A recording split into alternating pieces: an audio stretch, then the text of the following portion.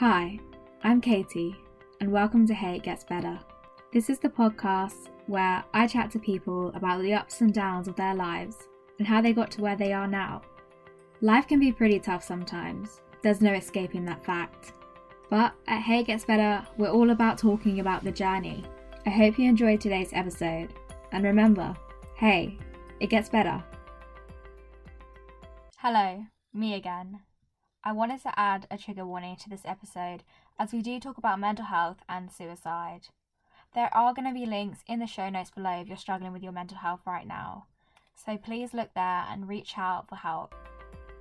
Hi, welcome to Hey It Gets Better. Today I'm joined by Narmeen Kamran, who, I don't know where to start, is clubhouse queen, podcaster, event hoster. You are definitely the definition of a multi-hyphen. So welcome to Hey It Gets Better. Oh, thank you so much. Yeah, multi-hyphen. I need to read that book actually, but I think that is where my life is taking me right now. And it's really exciting, isn't it? As someone who's started calling themselves a multi-hyphen as well, it just brings such an element of surprise. You don't know what the next thing is going to be. Yeah, I mean, to be fair, right now I don't even know what my title is, but we can figure that out at some point. I really am going for Clubhouse Queen. You have totally dominated that platform since it's come out. We literally were just talking about it, how you use it so well to make connections and to build relationships, which I just think is fantastic.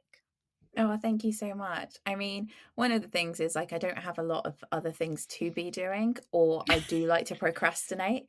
And I think one of the things, like I thought I wasn't mentally, I thought I was absolutely fine. But then Clubhouse came along and told me, actually, no, you're really lonely and you need to talk to people.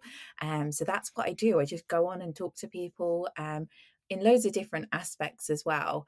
And somehow I've gained a bit of a following. I've got more followers than podcast downloads. So if you're listening, please help. It is a tough game getting podcast downloads. But I think that raises a really good point, is that a lot of us are starting to feel pretty lonely if you hadn't felt lonely already in the pandemic. I actually remember the other weekend I went on a walk with my dad to just the park, and he ran into two colleagues from work, and obviously socially distanced, but they were closer to my age than me and my dad. And oh my gosh, I spent an hour talking to this person I just met just because they were in their 20s. I was like, I need to talk to someone my own age. Honestly, it's hard, especially so during the pandemic, I did go traveling. That's not as bad as it sounds, but I came back to London in December, and I've not exactly been out. I've not really left my house since Christmas Eve. I think I've been to the park 2, 3 times. I need to exercise some more, but I've been doing workouts at home, and it's also very cold. So I've literally just been trapped in my bedroom. So it's really nice to be able to just speak to people and sometimes just co-work with them. We sometimes just start a room and just have someone there to talk to whilst you get on with some work. So loneliness definitely has been a factor. So I'm really excited to chat with you today. I feel like there's so much we could talk about, as we just did before this recording, and we were literally we have to record this podcast. So one of the questions I ask everyone is sort of, what were the challenges you faced to get to where you are now? And obviously the most common answer has been a shit ton of challenges. So what challenges have you faced to get to where you are now? So I think the biggest challenge was definitely my mental health. I mean, there are so many others, but I think mental health is the one we should definitely deep dive into today. Yeah, I think there's a lot to say about mental health, and it's also something where I didn't think it would be a challenge. I remember going to university and I thought I was going to have the time of my life, and then obviously being diagnosed with a mental health condition, I was a bit like, this wasn't supposed to be what happened. And not enough people kind of grow up being aware that actually you're probably going to have a mental health crisis at some point in your life. I don't know the stats off the top of my head, but a lot of people are affected by mental health. Yeah, so for me, I I had like some things that happened to me as a teenager. So I had a case of like depression before, but I went to university, you know, thought everything was okay. And then in my second year, I think around February, March time, just me and like two random friends. You wouldn't like really place us together at university, but like we knew each other. We just had a group chat, and I think one by one, we all like one day, I don't know who started it, but one of us admitted we weren't okay. And then at the same time, the other two of us also said we're not okay either. And it took for that going to the doctors, getting diagnosed, getting prescribed, and also starting counselling at university. Obviously, that wasn't enough for me because just like a lot of like societal pressure, university pressure, and just not being able to keep up with everything. Even though I will like not to be egotistical, but I am a smart student. Um, I was doing very well, but then I went from doing very well to not doing at all. So it wasn't that I was failing; it was just I wasn't even doing. Um, so that really, really like did get to me. And in the end, like I actually didn't attend most of the second half of my third year. And I didn't actually like finish university. I mean, I was there for 3 years. So I did go to university for 3 years, but I didn't actually like get anything out of it. And like that time is like such a strange like blur to me. Like I don't even know what I left university with. Like, is it like a certificate or something? Like, I don't know. I should probably like one day be an adult and ask and see maybe what I could do about it. But yeah, like that's like the effect that my mental health had on me. That I didn't even finish university, and then I came back to London a couple of months later. So even though university finished in the summer, I didn't move back home to London until November. And then I started working. Like I've like even throughout university, even with this all, I was always working. Like I've always been the person that always works and like tries to provide as much as I can for myself. So um as soon as I moved back to London, I already had a job as a supervisor at a pub, still on medication. I mean, I've been on and off, mostly because I forget to take them, and then suddenly I've just completely forgotten to take them for ages. Um, so yeah, and then I switched so that I moved back to London 2015 November. I changed jobs to become a deputy manager at another place in April. And then yeah, I think things were going good, but then they sort of weren't, because then in 2018, um, in a new job, I realized I was miserable. Like I wasn't doing anything, or wanting to do anything. And then I would say that point was probably like the start where I actually did try to take things seriously. Like I did go back on medication. It wasn't the round that I'd finish, but I think that was like a big changing point for me. Yeah, I think this really highlights for me something that I think is really not talked about, but it's that like it doesn't always necessarily just go away. I remember when I was first diagnosed with like I had OCD, well I have OCD, and I was diagnosed with depression at the time, and I had this mindset that but I had this mindset that I just had to get better and that was it. And I remember just literally thinking, it's fine, I'll get better. This is it. It's done, and I'll be fine for the rest of my life. And mental health still, like, it doesn't work like that. Like, about 4 years on now, I'm still on antidepressants. And it is very difficult because no one really talks about how long it goes on for. I think it's not like it's not like you break your leg, you get it in a cast and it heals. That's the thing, and no one talks about it, and it's hard because you feel like you're not, like, why am I not getting better? It's, do you know what I mean? It's really frustrating.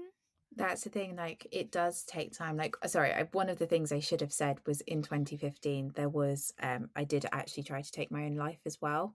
So there was that, and that was just after like university ended before I moved to London. So that was I actually remember the date. It's the 13th of July 2015. Because I then started writing a blog with the number of days it had been since then, and it just kept it going as like days alive.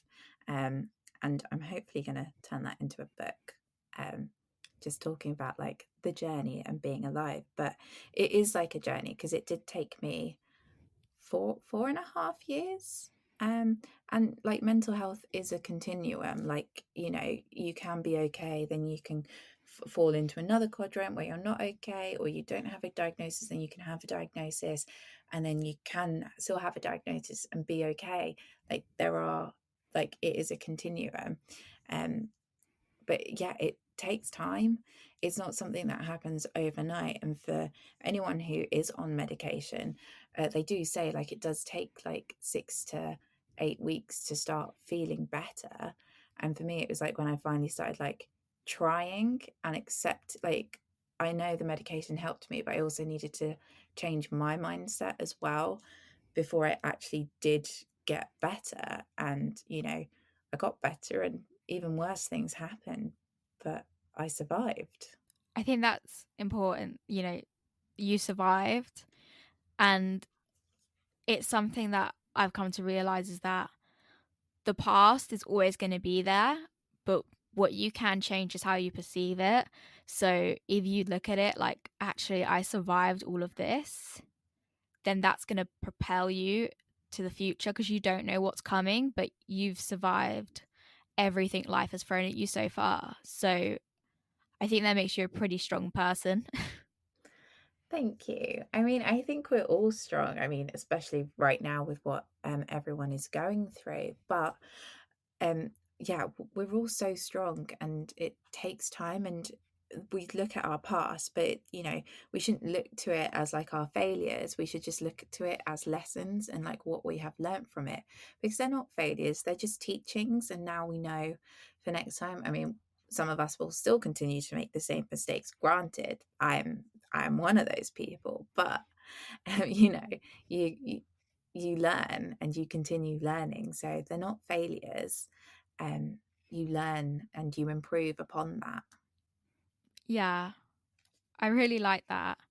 And one thing I think as well is like, when you are like young and when you're in university, you think the world, like you feel like you do feel like you're so like one big piece in the world, and like this one thing is really, really, really bad, and it all feels like you're kind of, it's like you're in your own world, and you don't realize just how big the world is and how many opportunities they are, but you're in your small little world, and those things that can hit hard.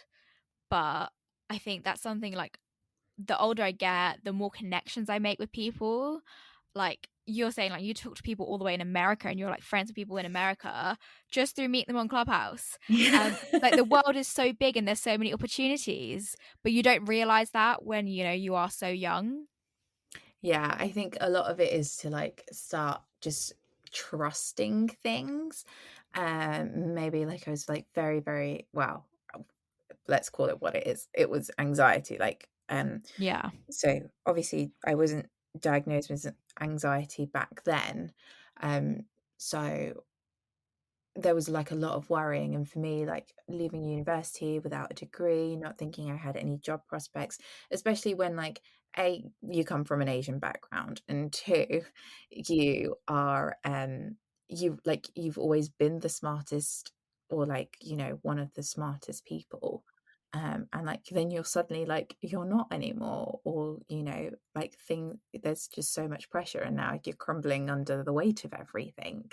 um and like maybe repeat too soon, but you know, it's all these things that happen. And for me, like, you know, I was like so anxious and so worried, like, you know, I wouldn't sleep, like thinking like, what am I going to do? Like, I failed my life, like all of this, like, you know, failed relationships, friendships, not bit, and not because you're a bad person, but it's because of the depression. But So I finally got back on medication in August of 2018, and I stopped taking them in December, because December was a great time for me, but I realized that wasn't just me, that was also the meds. So I just forgot to take them. So then it come to April 2019, I went back on them because I knew I wasn't okay. So I took myself to the doctor. And that's one of the things, like, when you have like had this problem for so long, you kind of do recognize the signs. And I knew the signs, and I was like, I do need that, like, it is the chemical imbalance. I do need the serotonin to help me function again, because it got to the point where I was literally doing going to work, coming back, eating and sleeping, like that was my entire existence, and a whole lot of like Netflix just to like numb the pain, you know. So it was like, I am normally like an outgoing person, I do go out, I do meet people, um but like obviously those things changed. So May bank holiday that year in 2019, I was also having troubles with work, like stress of work, and it got quite a lot. So when you are on medication, you do go for your 4-week checkups at the doctors. And I went after the bank holiday, and I had a breakdown. I don't remember anything. The doctor was like, you need to take time off. And I was like, I'm not allowed to the holiday from work until after the summer, because I work in events, and like, summer's busy peak season. So she was like, no, no, no, like, I'm signing you off work. And it was like, I was like, oh, like, but yeah, so those like 4 to 6 weeks, because I did like do a gradual phase return on 2 occasions. First one did not work out. Um, yeah, it was like, oh, okay, so I do need to stop. So we're in 2019 now. We're like 4 years into this. And yeah, but then it got better. Like, I did what I need to, or like I just started trying to live that time off, like whilst I wasn't okay. I also had a friend at the time who was going through something similar, and the two of us would go out like every other day, not like out, but I mean, we would go to a museum, or we'd go out for a meal, or we'd the hockey was on, the international hockey, so we'd go to Stratford to watch the hockey matches. And it was like that was slowly like bringing me back out. I was also, so I had depression, anxiety, and panic disorder. So I was having a lot of panic attacks as well about being social or getting on the tube, but I slowly like got through it. And it takes like 6 months from when you start feeling better to come off the medication, and that happened in July. So that was like 2 months. I went from April to breakdown the following month to I was doing good in July, and this time I actually stuck it out, and I stayed on the medication until I came off it in December 2019, ready to make 2020 my year. Oh gosh.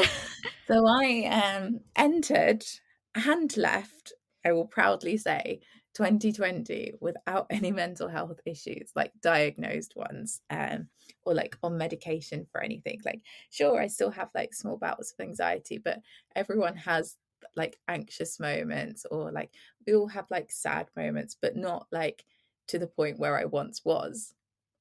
But I find it really ironic, and I just want to say to people, hey, it gets better, because I got better and then I went through 2020. That is so true. I think I was talking to someone and they were actually saying how people who had been diagnosed with mental health conditions actually did better in the pandemic because you're already taught kind of how to cope with it and like the signs. And I think that's something, when you have been diagnosed with something for your mental health, you do get into a habit of recognizing the signs. Like, it took me like 3 years to get the signs nailed down and then know what to do. So like you, I knew that I had to go out and see people, so I would make plans to meet people for coffee, and I would like schedule my day so that I had to leave the house. Obviously can't really do that now, but it's one of those things where as you learn more about, you grow older, you learn more about yourself, and you learn what to do. And like one thing I really want to kind of talk about as well is this idea of not being diagnosed. And I think especially now it's very hard to get a concrete diagnosis. And the thing I would say is that trust your gut if you know something is wrong. Like I remember when I thought I had OCD, like I kind of thought it. I just like messaged like this help forum, and they said like I could get help if I had a diagnosis. And I was like, okay, maybe I'll just like give up here then. But I kept going, and then I went to the doctors and things like that. So it did all happen, but getting a diagnosis can be quite difficult. Yeah, I completely understand. Like it, I was quite lucky. I know it happens to people. I've heard stories of friends who have like struggled to get diagnosis, but I'm very, very grateful. Like I once had a history due to something in my childhood, once upon a time, so that when it happened to me at university, and being a university like doctors, um on campus, they sort of knew. So I did get that diagnosis quite quickly. And then my doctor at home, when I moved back to London, like she'd known me, well, she's known me for like 20 years now. Um, but so like I just went back to her, and I'm lucky, like she's so good. Like even though I was like on when I came on meds when I came back, and then probably again, and then I don't know, that's all a blur, but I know from my writings that I was on and off. But then 2018 and 2019, like those are the ones that stick out for me, because that was like the real change that came about. Um, yeah, I was very, very fortunate to get a good diagnosis and have a doctor that knew me. But I completely understand, like it doesn't happen for some people, but you just have to keep going back, and you know yourself better than anyone else. So when I know, I know. I mean, in 2020, I got put on furlough, and I ended up doing this massive charity project, um, with like leading 2,000 volunteers to sew scrubs for our local NHS trust. And I was like working on that like pretty much more than a normal job, and that was just volunteering. But before we had like a site and location, like second week of April, I had the lockdown birthday. I'm probably going to have a second lockdown birthday. I'm probably not going to age 2 years, so we're going to wipe that off. um, but um, I, I was like, okay, I had 1 week from working from home. Then I was on furlough, and then I thought, okay, I'm going to stick to like good habits and stuff. But then just one day I was like, oh no, and like it wasn't me like panicking, but it was me panicking because I did call the doctor, and it wasn't my regular doctor. And they were like, well, you can't come in, but we'll leave a prescription at the pharmacy for you. I never picked up that prescription.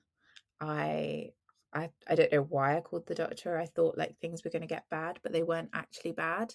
I think that was me like preempting something happening. But instead, I just carried on. Like I had like good people around me. I was exercising. I ran a 5K. Don't ask me for my time. Um, but I did loads of things, and I was doing like lots of charity things, and I was keeping myself busy, not because I needed it, but because that's who I am. Um, that's like the normal me. So I was getting through that pandemic, um, like fine, and just surviving that. Obviously, like things don't go out so smoothly. So in July, found out about redundancies and was made redundant 2 weeks later. I had a horrible redundancy, with the way I was spoken to and treated, which made me like for a day like question my entire career, until I found out from like other colleagues, like, no, that was not how we were treated. Like they were really horrible to you. And I knew, like, I know myself, like I know I'm good at what I do. And like no one is gonna take like my career or like all this away from me. And I thought about like my next steps. Obviously, I work in an industry that is very hard done by the pandemic, working in events, and I couldn't even go back to hospitality because hospitality was shut as well. So I actually decided to do something for myself, and I decided to go away. I had family in Dubai, so I thought, let me go there for a bit. Then I was like, oh, if I'm going all the way there, I may as well pop over to Pakistan, and then come back to Dubai and fly home. And it was supposed to be a 7-week trip. So I flew out on the 10th of August, and I was supposed to come back to London on the 29th of September because the events industry was supposed to reopen on the 1st of October, if anyone remembers that. Um, and because like things weren't, and like, you know, Yeah. and I was happy, like I was having a good time. So I actually extended my flights 4 times, and I finally came back home in December. So my 7-week trip turned into a 17-week trip. I don't Um, blame you at all. and like, but I lost my job. Yeah. My industry, my career was like, no, I'm not going to say destroyed, but it's on hold. Um, well, yeah, it's destroyed, but like it's on hold essentially. Um, and you know, I'm fine. Like I got through 2020. I got through all of that and I survived it, and I'm still happy. the the perspective you have on it is amazing, and I think it's something that I hope, just by listening to this podcast, that people who are, in their early 20s, or they're even in their late 20s and they're struggling, I hope that they see this perspective can be applied to pretty much everyone's life. Because often when you think things are coming crashing down, like the roof's not going to crash on top of you. Like, it might be chipping away and it might feel like everything's going to come crashing down on top of you, but it's very unlikely that you won't survive it if you're strong and you keep, reminding yourselves what you've survived before. You can probably survive whatever life throws at you. Yeah, just like look at what you've already gone through. Like you survived that, so you can survive this. I mean, and also you don't know how much things are going to change. Like obviously we're focusing on mental health, but like career-wise, I was being like held back. And just one like story on the whole, how much things can change in a Yeah. year. I was invited by a master's events course at a university to come speak at a networking event last year. And the company I worked for told me no because they didn't think I was like the right fit or suitable, even though I was personally asked. Yeah. And, in a couple of days' time from our recording, I'm speaking at one of the largest event industry events that had like 12,000 people at their event last year, and the email announcing it with my face on it went out to 30,000 people worldwide. That is And amazing. like, in a year, I've gone from not being able to speak at a university event to actually speaking at like this massive global insight event with like global CEOs. So, you know, Yeah. it might not seem like things are happening. Um, I would like to point out that was not through Clubhouse. But things do get better and things do change. So just hold on in there, because the what you have now is going to be completely different to what you have like 6 months ago, a year ago. Like 6 months ago, I lost my job. Now I mean, we won't talk about business. Like we're still working on that, okay? But like mentally we're good. But I have a podcast, I have a small business, I'm freelancing, I'm like well known in my industry now. So like I would not have expected this a year ago even a year ago when I was like, great, I'm of sound mind now. I can get through this, and to thinking, oh wow, look at me now. I would never have expected these things, but it just goes to show you like things do change and things do get better. Yeah, I agree. It's why it's called Hey It Gets Better, because Yeah. that's the whole point of it. And one thing I think as well we'd really like to raise from your story is you never know what the path is going to be, because a lot of people are going to tell you you need to go to this uni, get this degree. Once you get this degree, you get a job at this place, and then you go this place and this place. Okay, I'm going to say it's rubbish. At the end of the day, it is rubbish, because if you do like what you've done, Narmeen, you have what you're passionate about, you hold it close to your heart and you work on it every day, or every, at least, like, in every week, you might do it outside your 9 to 5, but that path, you're creating your own path. And some of the most successful people that I know didn't just, take that standard path we're all advertised to follow. And I think that, you remember that just because you might not be doing the typical path doesn't mean you're not going to get to your dream location. You might even get there faster. Yeah, honestly, 100%. And you might not even know what your path is. Like I thought, 2020 finally going to get that like long overdue promotion. Yeah. That's a whole other story. But then suddenly like, oh, I don't think I want to work for someone now. Maybe I'm going to go down the contracted route, the freelancing route, going to have my own business. What do I want to be doing? I'm creating events myself, instead of Yeah. working for others that do them, and I think that is where, I didn't think that last year this is where I was going to be, but now more than ever, like I think this is where I'm going. Like I've invested so much in myself and personal development now that like my mental health is great, and now I'm working on like moving forward. That's not to say like I don't have like down days. Like 2 days ago, I was just like, oh, I have so much to do. So I decided not to get out of bed until 2 o'clock. But that's okay. That's okay. Sometimes you need a break. Like you can't be Yeah. perfect all the time. And like that was the first time this year. And it was that. Like I stayed in bed till 2 o'clock. Then I got up and got on with everything. I just needed some downtime. I like to call it my timeout. And Yeah. sometimes I just need a timeout. So take that time out and then get back to it. Like, it gets better. That's not to say like you won't ever feel like that again. Um, because like I really hope I don't. But these things like do happen, and you can have like these small blips like I did Yeah. 2 days ago where I was like, I'm gonna stay in bed a little longer today. Um, I but want then to it just take that though. Like, I want to take that into my own life, the time out thing, because I think we're not telling a story that goes like, you get better. We're telling a story where you're going to need timeouts. And yeah. So these are like speed bumps, and speed bumps aren't like there to stop you, they're just there to slow you down.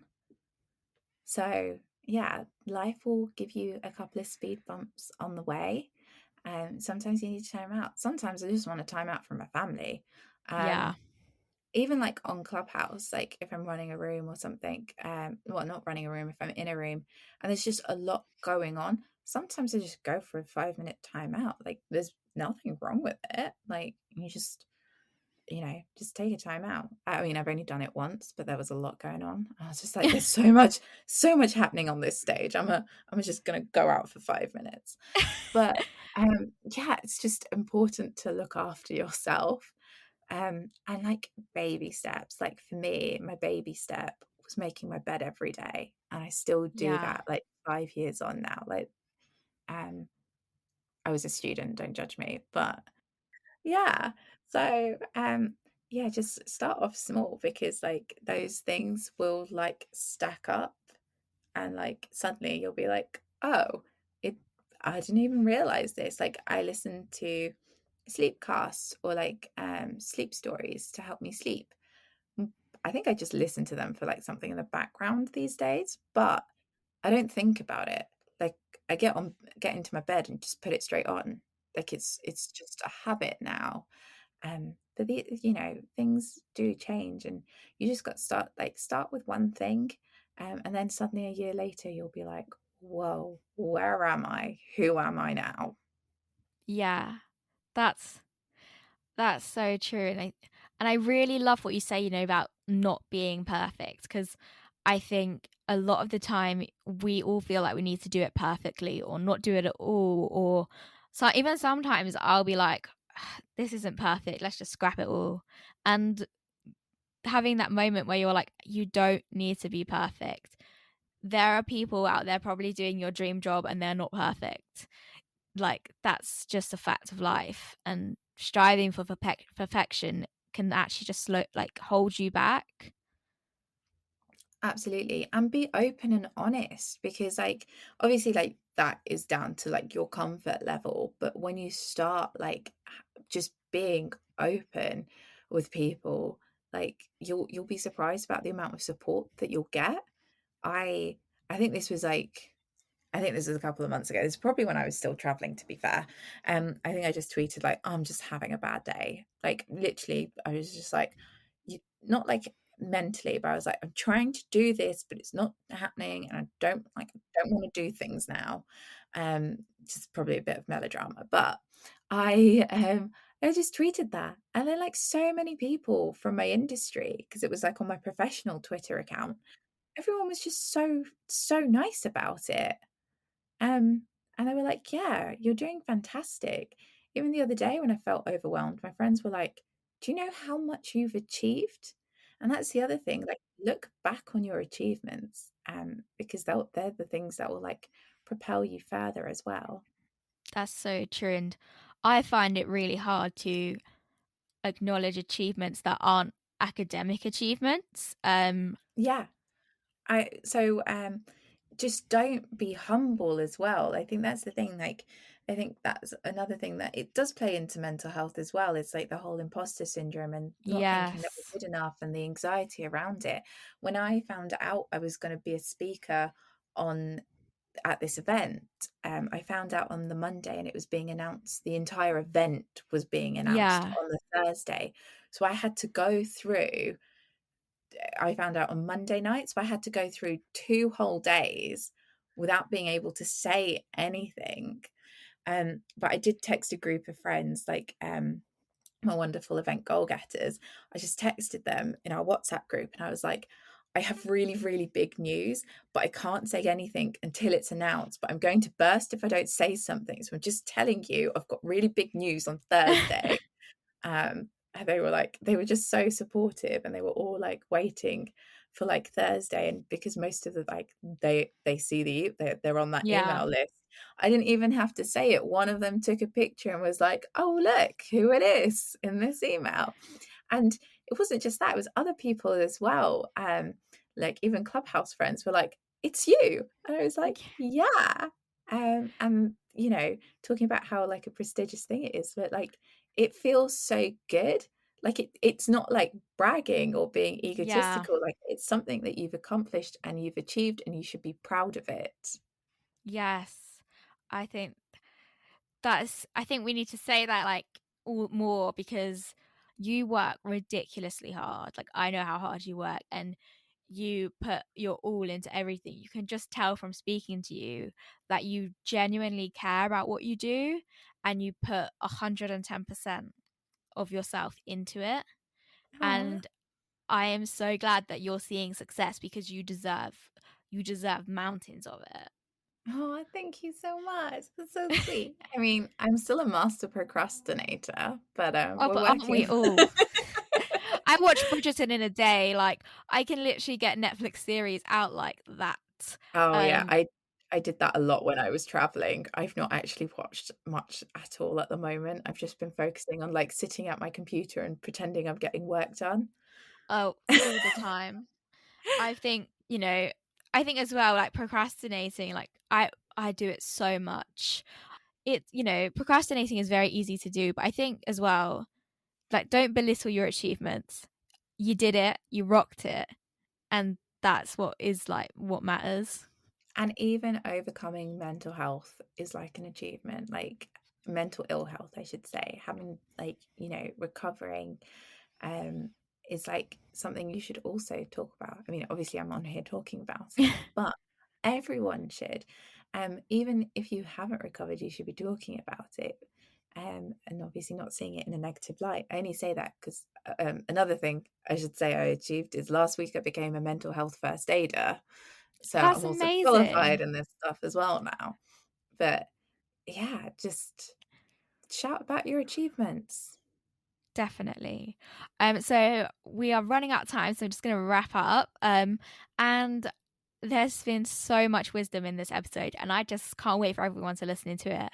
But the way I like to end every episode is asking, what would you say to someone who just does not feel like it's going to get better? Where you are now and where you are in 6 months' time or a year is going to be completely different.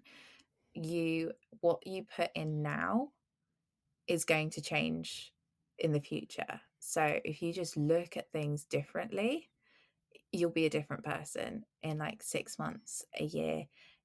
It doesn't matter how fast or slow you go, like you will see the change.